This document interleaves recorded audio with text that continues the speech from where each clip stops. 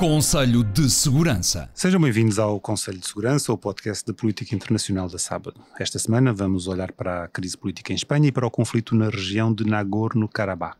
Eu sou Nuno Tiago Pinto, o diretor da Sábado, e estou, como sempre, muito bem acompanhado pelo professor de Relações Internacionais Vasco Rato e pelo jornalista João Carlos Barradas. Tengo a mi alcance los votos para ser presidente del gobierno, pero no acepto pagar el precio que me piden para serlo. Neste som que acabámos de ouvir, o líder do Partido Popular, Alberto Feijó, tentou marcar a diferença em relação ao PSOE, dizendo que se quisesse também teria o apoio dos independentistas catalães para formar governo, mas que não aceita pagar o preço desses votos. Em causa está a prometida amnistia, prometida aos envolvidos na intentona separatista de 2017 e um referendo de autodeterminação na região. O resultado da votação foi o esperado e na quarta-feira Feijó não conseguiu alcançar os votos de uma maioria de 176 deputados para formar o governo. Esta sexta-feira fará uma segunda tentativa, este dia em que estamos a ir para o ar, e na altura em que gravamos a expectativa era de que a votação se mantivesse. Qual, podemos dizer, o significado para a Espanha, para além do que era esperado, não é? Para além do chumbo, o significado para a Espanha simbólico deste chumbo ao governo de Feijó? O sentido simbólico, mas também real político, é que as normas que pautam a política espanhola desde os anos 70, ou pelo menos algumas dessas normas, estão a ser alteradas e, portanto, estamos perante uma profunda mudança em Espanha, que não é só uma mudança de governo, neste caso a continuação de Sánchez no governo, é de facto uma mudança muito grande no que diz respeito à forma como se encara a política, como se encara a governação, como se encara o Parlamento. Esta afirmação que te referiste de Feijó é muito interessante porque não é verdadeira, quer dizer, quando diz se eu quisesse também poderia, o ponto é que ele não pode querer. Pode, quer dizer, porque senão não teria o apoio do Vox. Não só isso, porque iria contra todas as tradições, todo o património histórico do Partido Popular, como aliás se viu na mobilização de domingo, em que estava não só Feijó, mas Rajoy Aznar. José Maria Aznar. De repente tive uma branca. Portanto, porque parecia um jovem. Sim, cortou o bigode, parecia um jovem. Felizmente. Portanto, isso acho que é a primeira coisa. A segunda coisa é que, bom, isto não vai acabar agora, porque pelo aquilo que lemos, o que os independentistas ou os separatistas catalães estão a pedir é um referendo. Portanto, disseram mesmo que a amnistia não serve de nada, não chega sem um referendo. Sim, porque a amnistia, quer dizer, não é assim particularmente relevante do ponto de vista político. O que é relevante, quer dizer, eventualmente do ponto de vista simbólico, mas do ponto de vista político, o que é verdadeiramente importante é este compromisso de um futuro referendo. E, portanto, Sánchez está a criar um problema para ele próprio que está a chutar para o futuro. Mas também é interessante verificar que nós estamos a gravar na quinta, portanto, ontem, quarta-feira, na primeira votação, não houve um membro das Cortes, dos deputados do Partido Socialista, que se tivessem, no mínimo, refugiado na abstenção, porque um dos apelos que foi feito por Gonçalves e por outros históricos era para, efetivamente, alguns dos deputados se pudessem abster e isso permitiria a formação de um governo do PP, em princípio. Nem isso foi feito, quer dizer, portanto, este Partido Socialista está, a meu ver, a colocar-se numa situação muito pouco simpática no que diz respeito ao futuro de Espanha, porque se a gente olhar para a Espanha como um todo, esta posição do eventual referendo não é particularmente popular. E nós também não podemos esquecer, e o João seguramente terá alguma coisa a dizer sobre isto, é que os separatismos foram uma das principais causas da Guerra Civil Espanhola e, portanto, estamos aqui a falar de um acontecimento que ocorreu nos finais dos anos 30, mas que tem um potencial muito negativo no futuro próximo. E depois algumas destas destas concessões feitas por Sánchez, algumas não têm relevância nenhuma, outras têm. A do referendo tem, a das línguas, e não se percebe porque é que é só o galego, o basco e o catalão, e não o valenciano, por exemplo. Mas a adoção dessas línguas na União Europeia, quer dizer, requer uma unanimidade e, portanto, há muitos países europeus que têm problemas com minorias, com línguas, com este tipo de fenómeno, que não vão aceitar que isto se faça. Portanto, há aqui também um bocado de teatro e por isso é que eu digo que a mim me parece ser absolutamente essencial é o compromisso de realizar o referendo, que foi o que despoltou de qualquer forma esta ronda mais recente. João, queres pegar neste aspecto que o Vasco referiu do papel dos separatismos na Guerra Civil? Na Guerra Civil antiga e naquilo que é a Guerra Civil política presente. É preciso não esquecer que nas últimas eleições houve uma quebra muito acentuada da representação eleitoral do separatismo catalão. Os dois apoios com que Sánchez espera contar para vir a ser eleito presidente do Conselho diminuíram muito a sua votação, quer a esquerda republicana, quer os juntos de Charles Puigdemont. E isso é um mau sinal para o separatismo catalão, que, aliás, a julgar pelos inquéritos de opinião diversos, apesar da situação em Espanha em matéria de inquéritos de opinião a ser muito pouco segura, indicam que há de facto uma diminuição muito significativa da mobilização pela independência da Catalunha ou por uma revisão do Estatuto de Autonomia, isto não apenas a nível daquilo que são estudos de opinião, mas até em aspectos que têm a ver com as mobilizações tradicionais para manifestações públicas, para manifestações de rua.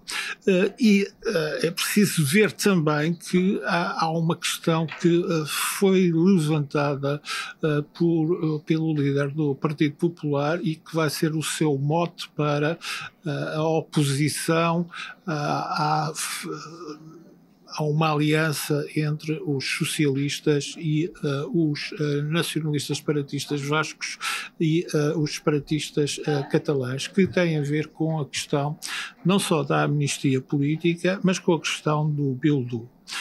O apoio deste grupo, que tem uma representação bastante minoritária, mas significativa de qualquer forma no País Vasco, é essencial para que Pedro Sánchez consiga a nomeação, mas levanta um grave problema, é que este partido, bem como uma série de antigos dirigentes da ETA político-militar, que cumpriram já, aliás, as suas penas de prisão, não fizeram nenhuma remissão, nenhum pedido de desculpas público pelos atos terroristas que operacionalmente e politicamente dirigiram durante o combate contra o regime democrático da monarquia espanhola. Isso está muito marcado ainda na memória espanhola. Isso é muito marcado, isso é daquelas coisas que vêm do tempo também da Guerra Civil, que depois reverte para aquilo que é a criação da ETA a partir da década de 60, em círculos radicais do catolicismo do País Vasco, que é bastante diferente daquilo que é o nacionalismo tradicional da Catalunha, e isso ainda marca a situação presente. Depois houve algo neste debate que também rompeu com a tradição. O processo de nomeação de um governo espanhol a sair de eleições é um processo extremamente longo, como se está a ver, e que poderá falhar, como já falhou em 2019 e obrigar a uma repetição das eleições, que é um cenário bastante que não se deve se afastar. É, aliás, ainda mais provável do que a própria entronização de Pedro Sánchez. Há, aliás, até já uma data para essas eleições. Por exemplo, expectável ou possível que, em vez de convidar Pedro Sánchez a formar governo, o rei convoque novas eleições? Não, porque o rei, seguindo a tradição... Ou seja, devido a estas exigências dos separatistas, no fundo com o argumento de que a manutenção da unidade do país é mais importante. Isso implicaria uma opção política por parte do rei que Filipe VI até agora nunca deu mostras de fazer. Dificilmente seria algo de respeito à Constituição, dado que a Constituição estabelece que, ouvidos os partidos políticos, o rei escolhe alguém para formar governo e que depois, no caso dessa pessoa não conseguir a nomeação, há uma segunda tentativa por parte de um segundo candidato que reúne condições para tal.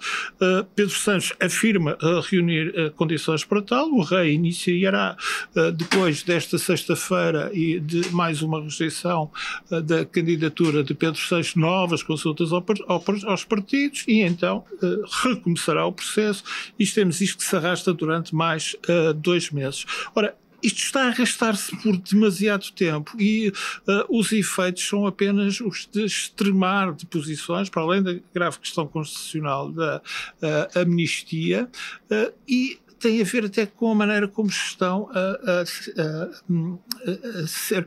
O debate em Espanha sempre foi muito acalorado e violento, do ponto de vista verbal, mas neste caso houve uma quebra de cortesia parlamentar. Aquilo que aconteceu no debate em que o candidato do partido mais votado, do Partido Popular, apresenta as razões para a sua candidatura e que depois responde-lhe o líder do principal partido da oposição. Isto é a norma espanhola, digamos que é uma norma de cortesia de trabalhos parlamentares. A opção que tomou o Partido Socialista Operário Espanhol foi a de que, pela primeira vez, não foi o seu líder quem liderou o debate e respondeu à candidatura do líder do PP, mas escolheu algo que, obviamente, foi notícia e que resultou muito bem em termos dos soundbites por tudo o que é televisões, levou um ex-presidente da Câmara Municipal de Valladolid a responder com a argumentação de que o candidato do PP não tinha nada que se queixar porque ele próprio tinha sido o candidato mais votado em Valladolid para liderar a Câmara, mas acabou por não conseguir formar governo porque houve uma aliança entre a extrema-direita do Vox e o Partido Popular.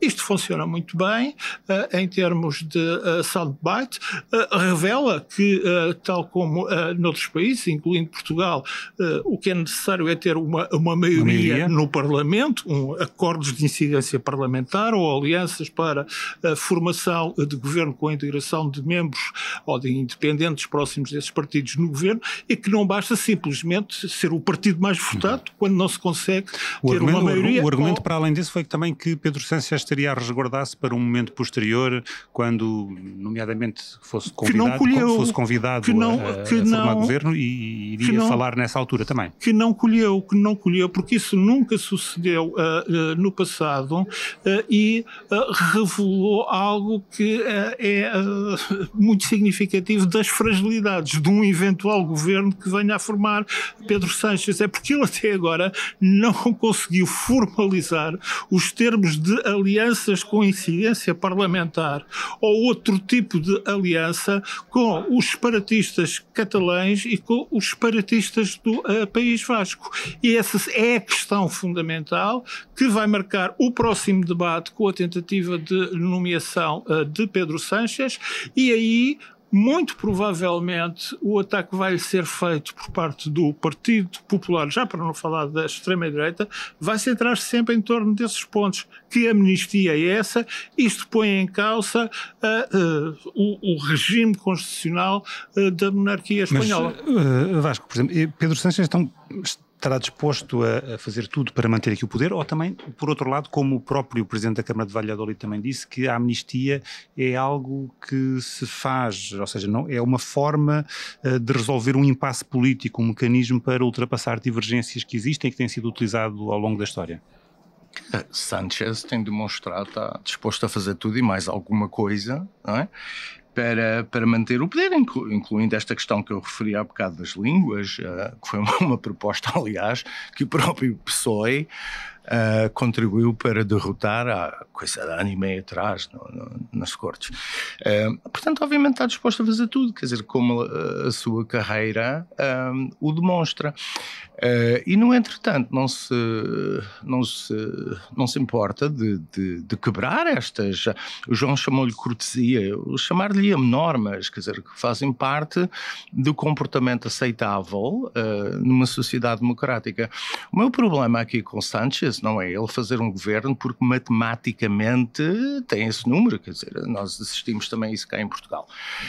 Se bem que em Portugal, apesar dessa geringonça que também criou uma nova norma, como agora se está a ver, mas quer dizer, António Costa na altura colocou alguns limites aos seus aliados ou apoiantes, ou Bloco de Esquerda e Partido Comunista, que têm a ver com a União Europeia, com a NATO, uma série de coisas. Aqui em Espanha, quer dizer, o Sánchez está a tentar fazer um governo, mesmo para isso tenha de ameaçar a integridade do Estado espanhol.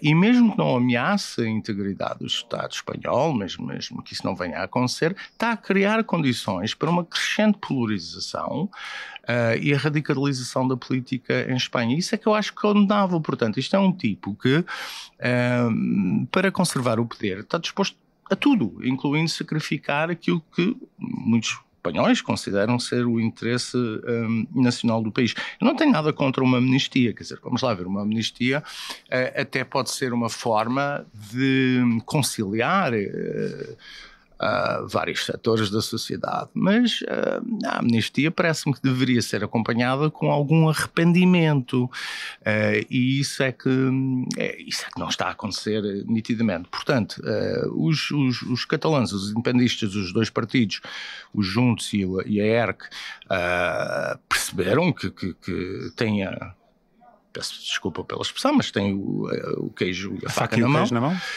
Queijo e a faca e o queijo, não é? E agora estão, para todos os efeitos, a maximizar o seu peso político. E há a questão do rei, por exemplo, se fizermos a comparação, que é muito comum, entre a chamada geringonça de António Costa e esta previsível aliança de Pedro Sánchez, temos a considerar o papel do Presidente da República em Portugal, que tinha força política para ajudar a impor os tais limites, a aliança entre Costa e o Partido Comunista e o Bloco de Esquerda, e aquilo que é o papel muito diminuído de Filipe VI.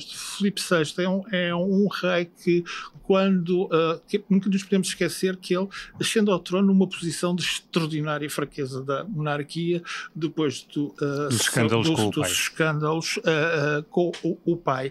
Tem a crise catalã ao rubro e não conseguiu desempenhar nenhum papel de mediação na Catalunha.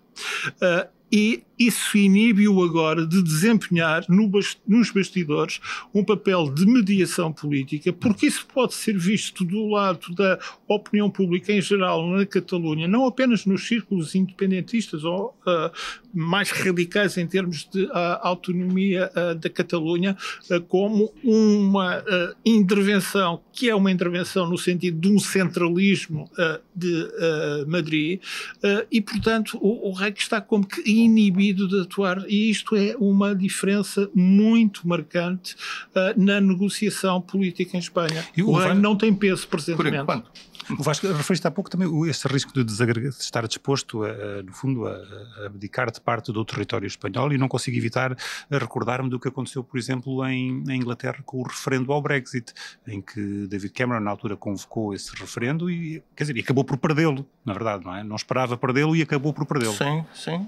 Mas isso pode acontecer, com certeza. Não é? Com o referendo. Mas o referendo sobre o Brexit não foi um referendo sobre a integridade territorial. Certo, o referendo na Escócia foi. Na Escócia foi. Agora, é evidente que poderá haver um referendo, os catalães podem votar contra a independência, isso tudo, mas quer dizer, estamos a falar de anos. Portanto, tudo isto vai contribuir para manter viva uma discussão que enfim, que é destabilizadora para a Espanha. Quer dizer, acho que o João tem razão neste momento, em que o rei não tem margem, mas vamos lá ver, quer dizer, se as coisas continuarem a radicalizar, a polarizar, também se pode dar uma quebra de normas no que diz respeito ao papel do monarca. Portanto, esta situação está a despoltar unknown unknowns, como se costuma dizer, não é? Coisas que nós não sabemos que poderão vir a acontecer, mas de qualquer forma, quer dizer, há aqui outro aspecto que é o próprio PP, quer dizer, o PP está com alguma dificuldade de crescimento, apesar do bom resultado que teve, mas está com alguma dificuldade de crescimento neste novo quadro. O que eu quero dizer com isto é uma coisa muito seguinte: tanto em Portugal como em Espanha, a política mudou. Quer dizer, eu acho que ainda há muita gente, sobretudo cá, que ainda não percebeu que a política mudou, que há novos partidos, que o ambiente político foi profundamente transformado em Portugal com a chegada da IEL e do Chega, e isto tem consequências, e não se pode agir como se agia os dois partidos, ou o partido, neste caso o PSD, ou no caso espanhol o PP, não podem continuar a existir e a ter uma atividade política e até programa, como se nada tivesse acontecido. Não houve uma revolução. Exatamente. E agora mudando de tema, passando aqui um pouco à frente, na região do Nagorno-Karabakh, após meses de um bloqueio por parte das forças do Azerbaijão, milhares de arménios deixaram o enclave no qual viviam com uma autonomia de facto na chamada República de Artsakh, em busca de um refúgio na vizinha Arménia. O êxodo ocorre depois de, na semana passada, uma operação militar no Azerbaijão ter derrotado os separatistas e levado os seus líderes a negociar uma rendição, que foi, aliás, anunciado que os líderes iriam extinguir esta república até 1 de janeiro de 2024. No entanto, esta foi a maior escalada do conflito desde 2020, quando as forças do Azerbaijão recuperaram uma boa parte do território capturado por tropas arménias na década de 1990. O governo de Baku, por seu lado, acabou por dizer que a minoria azeri seria livre de ficar no país, reintegrada como parte de uma população pluralista. Foi isso que o presidente do Azerbaijão foi dizer num encontro com o presidente turco Recep Erdoğan. Vamos ouvir. Ancak Qarabağda yaşayan Erməni əhalisinin Azərbaycan cəmiyyətinə inteqrasiya prosesi, süreci əminəm ki uğurla gedəcək.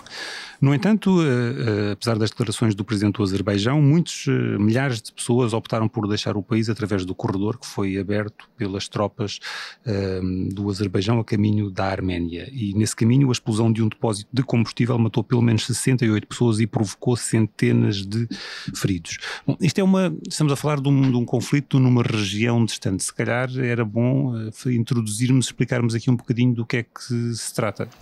Ela é distante porque está nos confins da Europa ou nos confins da Ásia. Segundo o ponto de vista, e porque é semelhante às situações dos Balcãs, ou seja, estamos numa zona que marca cortes civilizacionais. Costuma começar-se por contar a velha história de que a Arménia foi o primeiro Estado a assumir o cristianismo como religião oficial no ano de 301. Tradicionalmente, a Arménia é apresentada justamente como uma das culturas, uma das etnias dotada de Estado durante boa parte da sua existência, com maior profundidade, com maior permanência. É comparável frequentemente à cultura e civilização chinesa ou à judaica. Por outro lado, temos o Azerbaijão, e depois acima temos a Geórgia, que também é cristã, mas temos o Azerbaijão, que está noutra esfera cultural mais próxima da Pérsia, da área muçulmana e da minoria do xiismo, e isso aqui é logo uma daquelas marcas de diferença muito grande entre as duas partes em conflito. conflito, que estão situadas no tal Cáucaso, que é de facto uma zona de grande mistura. Há o velho ditado em muitas das culturas locais que dizem que Deus andava com um saco de línguas a distribuir línguas pelo planeta e tropeçou nas montanhas do Cáucaso e caíram centenas de línguas do saco de Deus, Nosso Senhor. O que corresponde à verdade, a diversidade étnica e cultural e religiosa é acentuadíssima nesta situação. E aquilo que estamos a assistir era algo de esperado e é algo muito antigo. Entrou provavelmente no entendimento dos europeus e um pouco no entendimento dos norte-americanos, passado que foi o início do século XX, com os massacres dos arménios por parte dos turcos, com o terrorismo arménio e com a formação da União Soviética, provavelmente na década de 80. Porquê? Porque era o início da perestroika e porque os arménios e os azeris foram os primeiros a entrarem em conflito violentíssimo, sangrento. Um exemplo que marcou muito esta época estava o Gorbachev no auge, digamos, da sua popularidade no Ocidente, em dezembro de 1988, quando teve de interromper uma viagem aos Estados Unidos, a Cuba e à Grã-Bretanha para regressar com urgência à então União Soviética, porque tinha ocorrido um violentíssimo sismo no norte da Arménia, que provocou mais de 30 mil mortos. Ora, esse sismo provocou uma festa tremenda, uma imensa festa popular em Baku. E a seguir a esse sismo que arruinou o norte da Arménia, seguiram-se semanas, meses de motins e de perseguições de parte a parte, quer da comunidade arménia no Azerbaijão, quer da comunidade azeri na Arménia. A União Soviética desfez, o papel tradicional da Rússia como tutor político e militar dos cristãos arménios permitiu que na guerra que então se abriu, na guerra aberta entre o Azerbaijão e a Arménia ficasse em vantagem e que conquistasse uma boa parte do território do Azerbaijão, incluindo aquilo que se veio a tornar numa república autónoma que nunca foi reconhecida internacionalmente. E é isso que leva a que este conflito seja, de um ponto de vista de direito, muito diferente de outro tipo de conflitos que temos, dado que trata-se de uma questão interna do Azerbaijão e, sobretudo, porque a situação mudou muito. Se a Arménia teve, numa primeira fase, nos anos 90, superioridade militar, graças também ao apoio da sua diáspora, nós não podemos esquecer que a Arménia é um país muito pequeno, tem cerca de 3 milhões de habitantes e está ali encravado com um inimigo mas histórico. Tem uma diáspora espalhada. Mas tem uma diáspora que é muito maior do que a população do país, cerca de 5 milhões de pessoas, sobretudo nos Estados Unidos e na França. Toda a gente conhece, por exemplo, aqui em Portugal, o nome de Charles Aznavour, o cantor francês de origem arménia, e o que é, aliás, para a Arménia, nós conhecemos pelo simples nome de Calouste Gulbenkian, e isso proporcionou-lhe um tipo de apoios relevante. A situação mudou completamente nos últimos anos, a interposição russa mudou também, até porque houve um distanciamento entre o regime de Putin e a atual liderança da Arménia, que saiu de um movimento de contestação popular. O Azerbaijão ganhou ainda mais peso pelo seu papel como produtor de petróleo e fornecedor à Europa. Esteve em situação de superioridade militar, isso já tinha acontecido há 2 anos e resolveu a questão de uma vez por todas. Portanto, podemos associar essa superioridade militar e o momento, talvez, da guerra da Ucrânia, primeiro ao bloqueio durante 9 meses do Azerbaijão e agora à intervenção militar que acabou com este enclave? Sim, mas não só. O João praticamente fez aqui uma aula de história?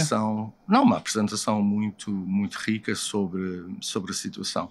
Eu acrescentaria uma coisa, um pormenor, mas não parece que seja inteiramente irrelevante.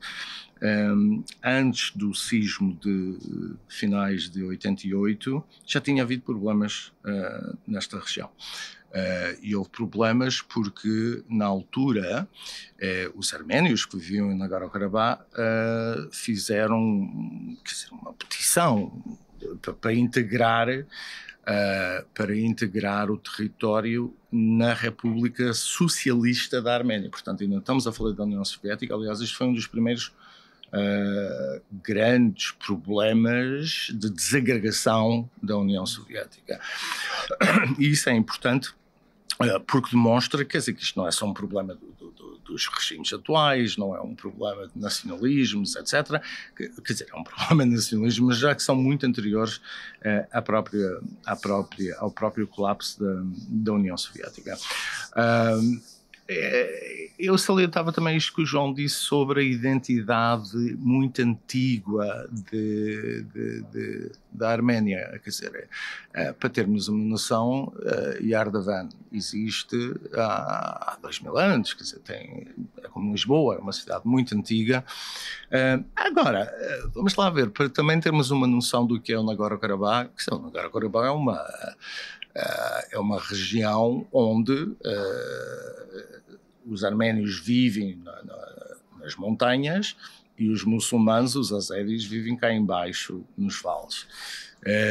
E para entrar no Nagorno-Karabakh era possível até há relativamente pouco tempo. Há uma estrada que é a tal estrada de Lachin, e depois subia-se pela estrada, que é a mesma que estamos agora a ver os refugiados, não é? E quando se chegava à capital desta autoproclamada República, tinha-se de ter um visto, que aliás nem sequer era colocado no passaporte, que depois o Azerbaijão não nos deixa entrar. Mas é uma zona muito pobre, quer dizer, com grande escassez. E que era mantida viva por esta estrada, pela Arménia. Tive. Há 8 ou 9 anos, coisa assim. E que era mantida viva pela Arménia. E, portanto... Como uma linha de abastecimento. O que é que aconteceu? Quer dizer, aconteceram várias coisas, para além da guerra de 2020 e uma série de coisas. Mas a Arménia hoje está numa posição muito difícil, porque o grande aliado da Arménia era de facto a Rússia. Quer dizer, em Yerevan vêm-se militares russos um bocado por todo lado, quer dizer, uma presença até bastante comum. A Rússia hoje, mesmo antes da Ucrânia, eu recordo-me que em 2005, não foi, João? Talvez consigas precisar. Eu creio que foi em 2005, Medvedev tentou encontrar em Zurique, entrou em conversações, tentou resolver este problema. Portanto, isto é uma coisa que os mídias provavelmente só descobriram agora, mas de facto é um problema para todos os Estados ali na região, não é? É um problema para a Arménia, porque é que a gente não vê grandes manifestações em Yerevan? Quer dizer, em 1988 chegou a haver 1 milhão de pessoas na Praça Central, na Praça da República. Hoje vêem-se algumas centenas. Grande parte dos arménios também não estão dispostos a morrer ou continuar a sustentar as 120 mil pessoas que vivem na Nagorno-Karabakh. Quer dizer, os mais nacionalistas, os mais extremados, provavelmente estão dispostos a isso, mas a grande maioria das pessoas não estão. Como, aliás, o próprio presidente, o presidente Pachinian, não está. Quer dizer, foi ele que efetivamente fez a rendição, porque ele sinalizou, mesmo antes da intervenção de terça-feira, da última terça-feira, ele sinalizou que a Arménia não iria auxiliar militarmente, como fez no passado, Nagorno-Karabakh, as forças independentistas. E, portanto, houve aqui um conjunto de sinais que foram dados ao Azerbaijão, incluindo pela Europa. Quer dizer, a van der Leyen teve uma... Sim, acaba, porque ainda temos o Irão a complicar. Não, diz tu, já falei mais. Avança. É que ainda há um problema, é porque esta guerra não acabou. acabou. Porque há a séria hipótese, que foi aliás discutida publicamente por Erdogan e por Aliyev, de se concretizar aquilo que se chama um corredor na zona sul do país, porque nós, assim como tínhamos aquele enclave arménio, nós temos um exclave azeri junto à fronteira, que faz a fronteira com o Irão e faz a fronteira com a Turquia. Queres explicar melhor esse exclave? Chama-se Nakhchivan e é uma zona que não tem acesso direto terrestre por parte do resto do território do Azerbaijão. É uma situação como a de Kaliningrado, a antiga Königsberg da Rússia, no Báltico. E há uma negociação muito antiga sobre a criação de um corredor, temos sempre este corredor, que para o Azerbaijão teria de ser um corredor extraterritorial, ou seja, em que a Arménia não teria direito de interferência ou sequer de controle alfandegário, que ligasse diretamente as duas partes. Há o apoio da Turquia para isso, e isto aqui torna então o conflito ainda mais incompreensível para as nossas mentes da Europa Ocidental, o Irão, porque o Irão, que, digamos, culturalmente é o mais próximo possível que existe do Azerbaijão, sobretudo do ponto de vista de cultura religiosa com o xiismo e do ponto de vista linguística, opõe-se e apoia a Arménia em relação à abertura deste corredor entre o Azerbaijão oriental e, digamos, o Azerbaijão ocidental, através de território que esse sim é reconhecido internacionalmente, da República da Arménia. E a situação é tão complicada que, de facto, aquilo que é o único aliado que pode contar politicamente, de facto, a Arménia neste momento, que é a França, anunciou esta semana que iria abrir um consulado francês nesta região de Surik, do sul do sul da Arménia, para manifestar assim politicamente a sua oposição à criação de um tal corredor entre as duas partes do Azerbaijão. E o Teherão fez saber que o Irão se opunha firmemente às pretensões da Turquia e do Azerbaijão na região. Portanto, mais complicado do que isto é difícil. É difícil. Não falaste na Ursula von der Leyen? Não. Mas é essencial por causa do petróleo e de tudo mais. É essencial por uma razão muito simples, porque a União Europeia vai duplicar o gás importado do Azerbaijão até 2027. E a própria von der Leyen disse que o presidente Aliyev, era um parceiro fiável. Quer dizer, todos estes sinais, os problemas que a Rússia está a ter na Ucrânia, mas também a mudança do posicionamento russo, contribuíram para que o Azerbaijão tivesse um conjunto de luz verdes, sinais que os levaram agora a tomar esta ação. Sendo um regime totalmente autocrático. Totalmente autocrático, dinástico, pai, filho, mas isto não é o único.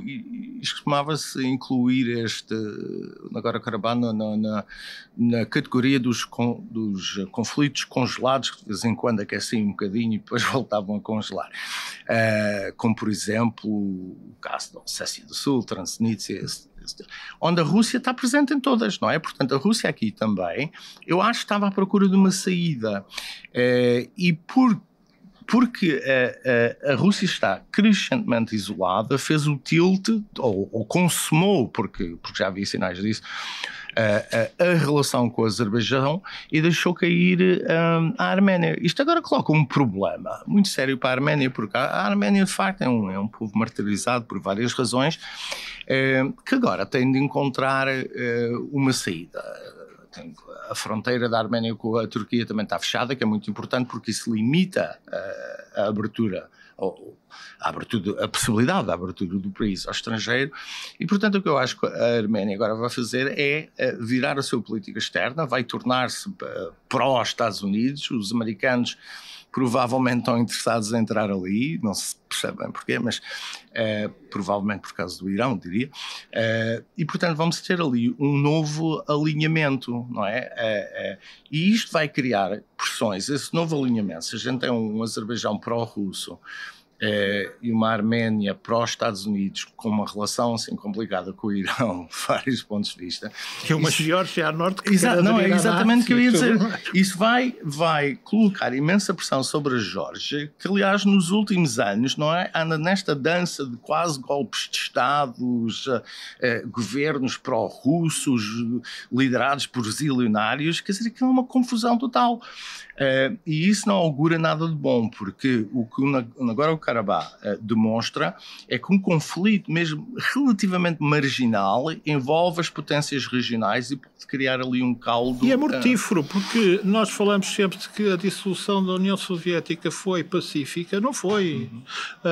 Não foi, porque a guerra entre a Arménia e o Azerbaijão provocou mais de 30 mil mortos, e a guerra civil no Tajiquistão provocou mais de 100 mil mortos. E nós temos não apenas este conflito como legado dos tempos soviéticos e dos tempos czaristas, são muito antigos. Temos outros tão graves como este que de vez em quando irrompem. Por exemplo, temos o conflito no Val de Fergana, em plena Ásia Central, onde entra a Rússia, onde entra a China, onde entra os Estados Unidos, e em que a parte do sul do Quirguistão é contestada pelo Uzbequistão, e os conflitos étnicos, onde até aparecem coreanos, envolvendo aqui a Coreia do Norte e a Coreia do Sul, são coreanos que foram expulsos no tempo de Stalin e que foram exilados para a Ásia Central. Portanto, temos aqui uma malha de conflitos que são extremamente difíceis de perceber. É um pouco como aquelas situações que acontecem nos Balcãs ou na Birmânia, em Mianmar, onde é tão intricada a conexão étnica, religiosa e digamos, ódios que vêm sinceramente de séculos, em alguns casos, ou outros são mais recentes.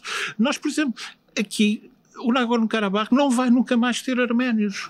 Acabou. A população vai desaparecer totalmente. Como tinha desaparecido a população azeri do Nagorno-Karabakh quando ele estava sob controle da Arménia. Esta realidade. Alguma das vossas sugestões para esta semana tem a ver com o tema? A minha tem. Mas eu queria acrescentar só uma coisa muito rapidamente. Diz-se, já foi referido aqui nesta discussão, que o Azerbaijão está a agir de acordo com o direito internacional. O que é verdade, mas o que o Azerbaijão agora vai fazer, esta limpeza étnica, não está nada de acordo com o direito internacional. Mas a questão da integridade territorial, neste sentido, quer dizer, o Azerbaijão tem razão.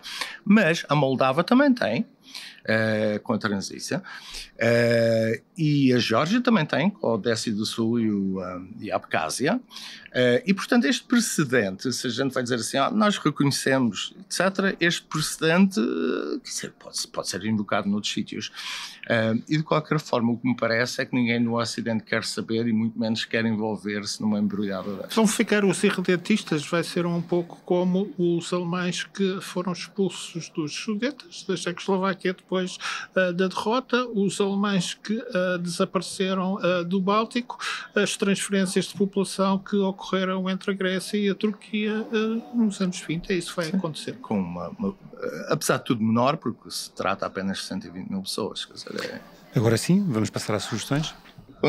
A minha, eu tenho um livro que quer dizer, a Arménia teve vítima, os arménios foram vítimas daquilo que eles chamam genocídio. Os turcos não chamam genocídio, dizem que houve mortes, mas foram acidentais, digamos assim. Estamos a falar de 2015, na altura em que os jovens turcos estavam no governo de Istambul. E o que aconteceu basicamente foi que os arménios foram expulsos durante a Primeira Guerra Mundial, foram expulsos para o deserto da Síria e morreram, não se sabe bem ao certo, mas seguramente mais de 1 milhão de pessoas, e isto é muito importante para a memória coletiva, para a identidade nacional, um bocado, é um paralelo aqui um bocadinho com a Ucrânia, não é? Com a fome dos anos 30, e em Yerevan há um grande museu que domina a parte da cidade dedicada a este tema. Bom, o livro que eu trago não é sobre o genocídio, mas é sobre como é que os vários grupos, os turcos, os próprios arménios, depois olharam para o genocídio nos últimos 100 anos, no fundo. E quando nós começamos... Como é que se chama? Esqueci-me, não é? The Great Catastrophe, de um jornalista chamado Thomas D.E. Wahl, W-A-A-L. E, portanto, mais uma vez, através da exploração deste tema e da forma como afeta e como há leituras diferentes, porque isto não envolveu só arménios e turcos, envolveu curdos. Aliás, os curdos foram particularmente sanguinários nesta fase, mas explica as dificuldades às vezes que nós temos nesta, como disse o João há pouco, nesta Europa ocidental pacífica pós-histórica, a perceber o impacto da história e o quão traumático às vezes são estes acontecimentos que para as pessoas que vivem na Arménia é como se tivessem acontecido ontem. João? É uma coisa completamente diferente. Esta música, este vallenato que vamos agora começar a ouvir é uma música típica, tradicional da zona colombiana junto ao mar das Caraíbas, e era uma das canções mais apreciadas pelo falecido Gabriel García Márquez. Isto é uma elegia a Joaquim Molina, é um vallenato sobre a grande amizade, a amizade imortal entre dois amigos. E isto ocorreu porquê? Porque eu estive a ler, é um livro pequeno, pouco mais de 100 páginas, chama-se Gabo e Mercedes, uma despedida.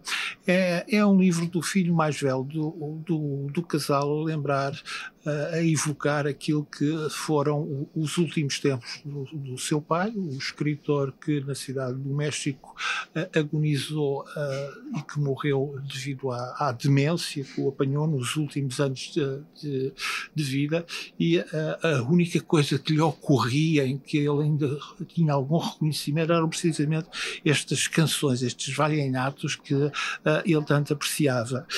Ele morreu em 2014 e depois, passado 6 anos, morreu a sua mulher Mercedes, e o filho mais velho do casal, Rodrigo, evoca esses tempos como foi doloroso para ele e para a família e o irmão assistirem a isto, à demência, à doença e à morte do pai, e depois à doença e à demência, à doença também da mãe e à sua morte. Morreram os dois com 87 anos. Mas o que o livro tem de perturbante é que havia outra. É que não eram só os dois irmãos, havia também a filha secreta de García Márquez, de que só a família e alguns amigos próximos na cidade do México e na Colômbia tinham conhecimento.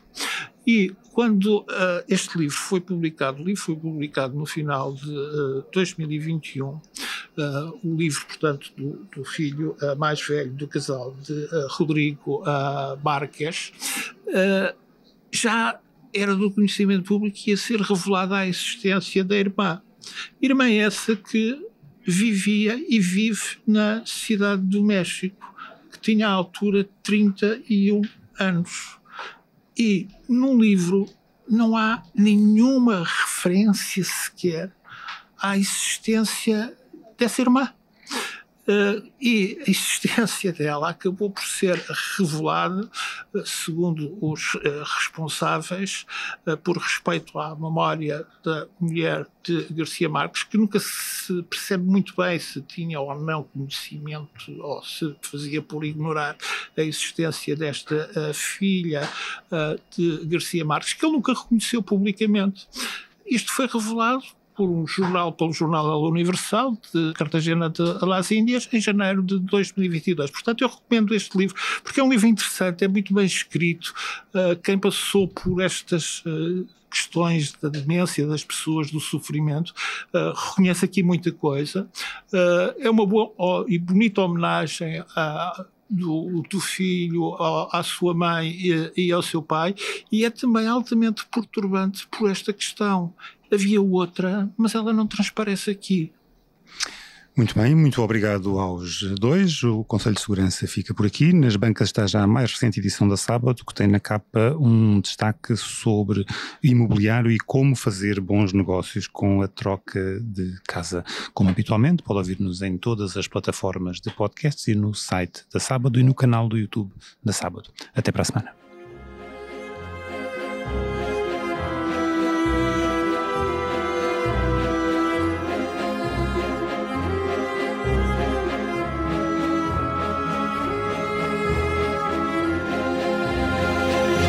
Conselho de Segurança.